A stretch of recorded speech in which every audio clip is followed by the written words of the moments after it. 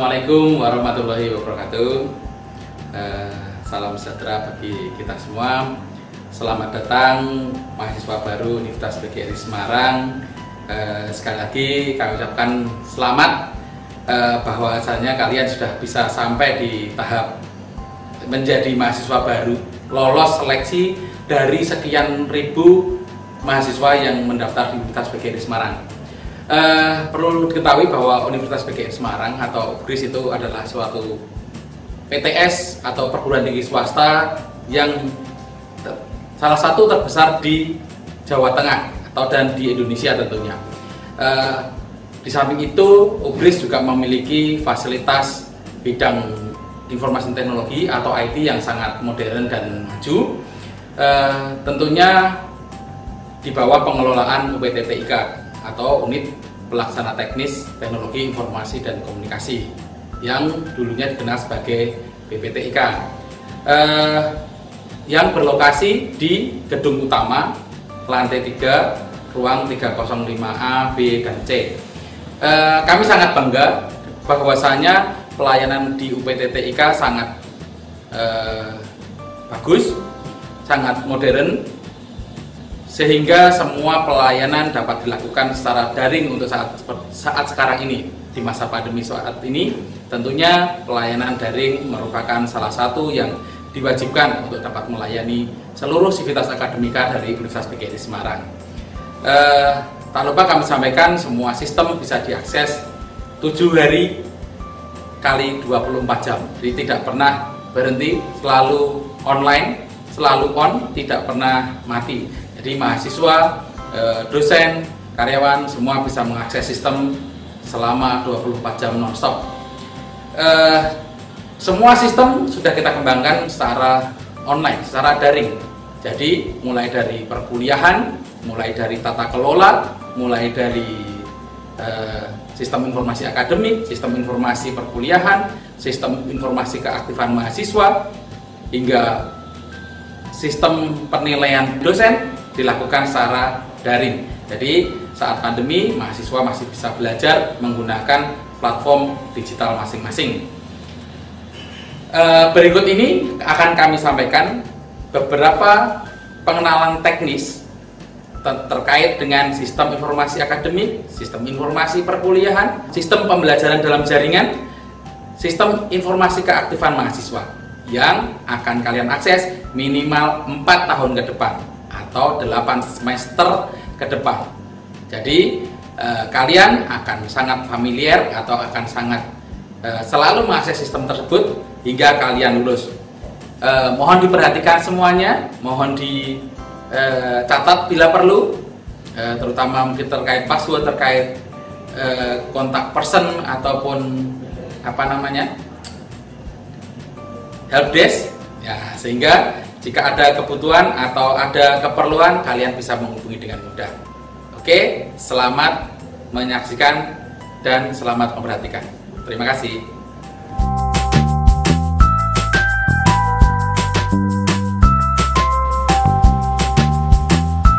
Selamat datang dalam tutorial penggunaan Sistem Informasi Akademik atau SIA. Sistem Informasi Akademik dibuat secara online untuk mempermudah kegiatan administrasi akademik di kampus. Perlu diingat bagi mahasiswa untuk masuk ke dalam sistem informasi akademik menggunakan link atau alamat seperti pada tampilan di atas. Di bagian beranda, kita bisa melihat pengumuman-pengumuman terbaru tentang sistem informasi akademik. Sedangkan untuk masuk ke dalam sistem informasi akademik, kita bisa menggunakan user dan password, di mana pada user menggunakan nomor pokok mahasiswa atau menggunakan NPM. Sedangkan dalam password akan diberikan password pertama kali, yaitu menggunakan 2 digit tanggal, 2 digit bulan, dan 4 digit tahun. Kemudian setelah diisikan user dan password, Anda diminta memasukkan kode keamanan. Masukkan karakter yang muncul di atas kolom kode keamanan. Langkah selanjutnya dengan menekan tombol login. Setelah Anda masuk ke dalam sistem SIA, bagi mahasiswa baru diminta untuk segera melengkapi biodata. Biodata ini sangatlah penting sehingga harus diisi dengan benar, di mana nanti biodata Anda akan dimasukkan ke dalam pangkalan data atau ke dalam PDPT. Yang pertama yang harus Anda lakukan adalah mengisi biodata dengan benar dan jangan dibiarkan ada kolom yang kosong. Kemudian perhatikan untuk pengisian NIK dan nama ibu harus diisi dengan benar. Untuk pengisian dosen wali, apabila Anda belum tahu dosen walinya, maka Anda bisa mengisikan nama kaprodi atau kepala program studi. Jika ayah atau ibu Anda sudah meninggal, Anda tidak perlu memberikan keterangan almarhum di depan nama orang tua Anda. Sedangkan untuk batas akhir dalam melengkapi biodata ini adalah sampai akhir bulan Oktober.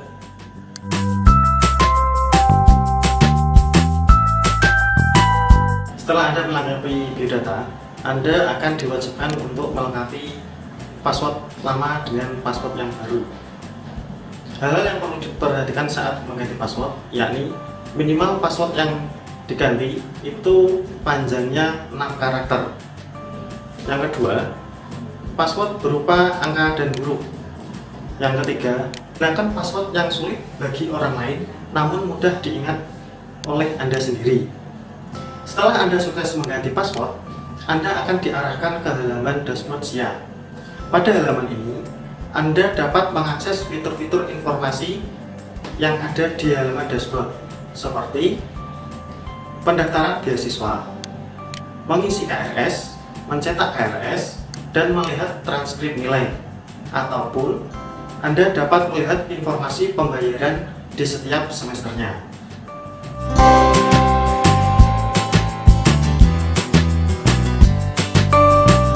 Dalam menggunakan sistem informasi akademik, misalkan Anda lupa password, langkah yang harus Anda lakukan, Anda bisa langsung datang ke kantor UPT TIK di gedung utama lantai 3 dengan membawa berkas KTM atau slip pembayaran terakhir.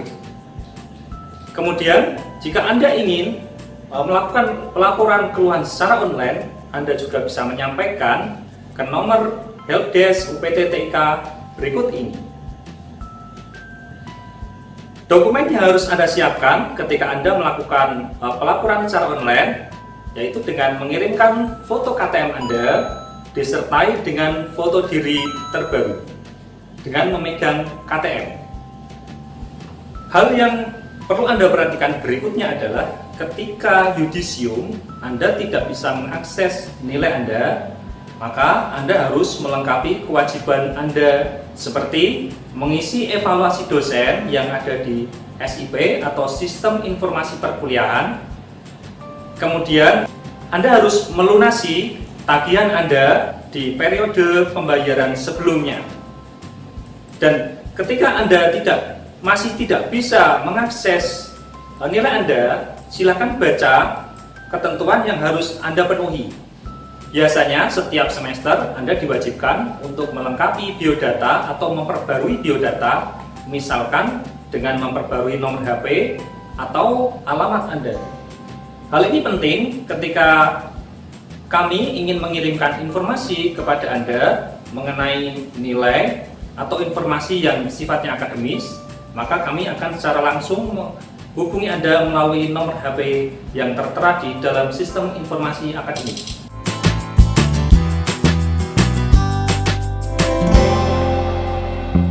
Pengisian KRS online.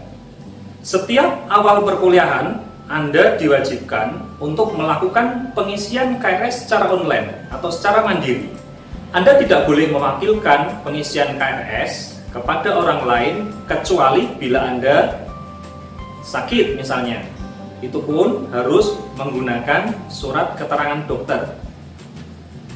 Kemudian, langkah yang harus Anda lakukan sebelum mengisi KRS adalah Anda harus melihat jadwal pengisian KRS secara online. Di halaman depan Sistem Informasi Akademi itu ada jadwal-jadwal pengisian KRS secara online, dan Anda harus mengisi pada jadwal yang sudah ditentukan. Jika Anda tidak mengisi pada jadwal yang telah ditentukan, maka konsekuensinya Anda tidak bisa mengikuti kegiatan perkuliahan tersebut selama 1 semester. Anda harus mengikuti kegiatan perkuliahan di semester berikutnya.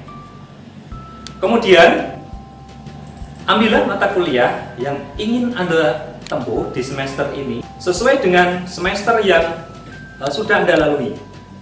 Pastikan jadwal yang Anda ambil tidak bentrok antara satu jadwal dengan jadwal yang lain. Meskipun di dalam sistem sudah ada sistem yang mendeteksi apakah jadwal Anda bentrok atau tidak. Setelah mengisi KRS, Anda diwajibkan melakukan perwalian secara online. Jadi setelah Anda mengisi KRS, berikutnya Anda harus menghubungi ke dosen wali untuk melakukan perwalian secara online. Maka nanti ketika dosen wali sudah menyetujui mata kuliah yang Anda ambil, Anda baru bisa mencetak KRS Anda. Jika ada kesalahan pengambilan mata kuliah, Anda bisa melakukan revisi KRS yang sudah Anda ambil pada jadwal yang sudah ditentukan oleh WAAK atau bagian akademik.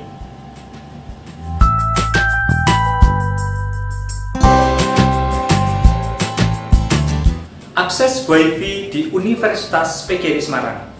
Anda sebagai mahasiswa baru di Universitas PGRI Semarang diberikan hak untuk mendapatkan akses WiFi secara gratis. Di setiap gedung kampus Universitas PGRI Semarang terdapat akses point yang bisa Anda gunakan untuk mengakses WiFi secara gratis. Cara mengakses WiFi, Anda bisa memasukkan username NPM Anda atau nomor pokok mahasiswa, kemudian password menggunakan tanggal lahir Anda dengan format hari, bulan, dan tahun seperti yang ditampilkan berikut ini.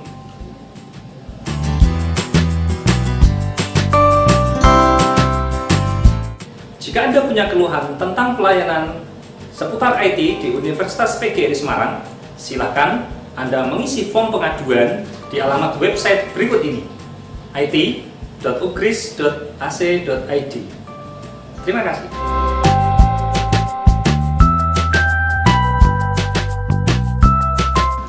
Halo mahasiswa Ugris, selain sistem informasi akademik, Anda nanti juga akan menggunakan beberapa sistem informasi yang ada di Universitas PGRI Semarang. Di antaranya adalah SPADA, SIP, dan SIKAP. SPADA adalah sistem perkuliahan dalam jaringan. Dalam SPADA ada video conference, kemudian forum diskusi, mengumpulkan tugas, akses materi dan RTS, dan ujian online. Untuk mengakses SPADA, Anda bisa menggunakan username dan password yang sama dengan SIA. Panduan SPADA bisa Anda unduh di laman spada.ugris.ac.id.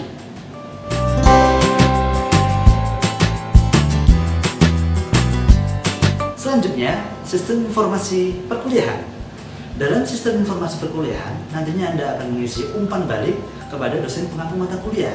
Jadi, tidak hanya dosen pengampu yang mengisi nilai, tapi Anda juga bisa memberikan nilai dan komentar untuk membangun Universitas PGRI Semarang lebih baik lagi dalam proses pengajaran. Sama halnya dengan SPADA, untuk akses SIP, Anda juga dapat menggunakan username dan password yang sama dengan SIA. Panduan SIP, Anda juga bisa mengunduhnya di laman sip.ugris.ac.id.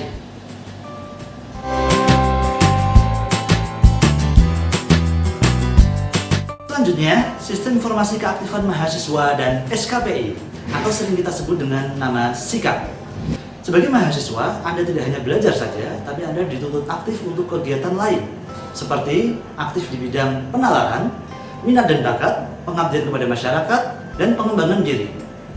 Contoh dari bidang penalaran adalah Anda mengikuti karya ilmiah, atau Anda mempublikasikan karya ilmiah. Kemudian minat dan bakat, contohnya adalah Anda mengikuti organisasi, kemudian mengikuti kejuaraan. Dalam bidang pengabdian masyarakat, contohnya adalah bakti sosial, sosialisasi kepada masyarakat, dan sukarelawan untuk penanganan bencana.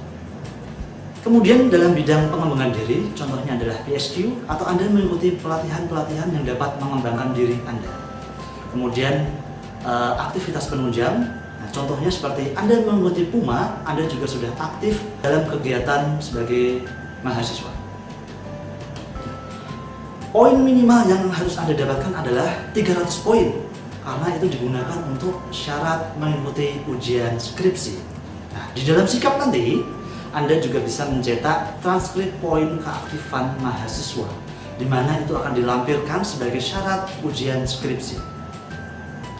Setelah Anda lulus, Anda juga akan mendapatkan SKPI, Surat Keterangan Pendamping Ijazah. Hal yang dimuat di dalam SKPI adalah poin keaktifan pilihan selama Anda menjadi mahasiswa. Kemudian, kompetensi-kompetensi yang Anda dapatkan selama perkuliahan. Oke? Jangan lupa mengisi poin keaktifan dari sekarang ya. Terima kasih.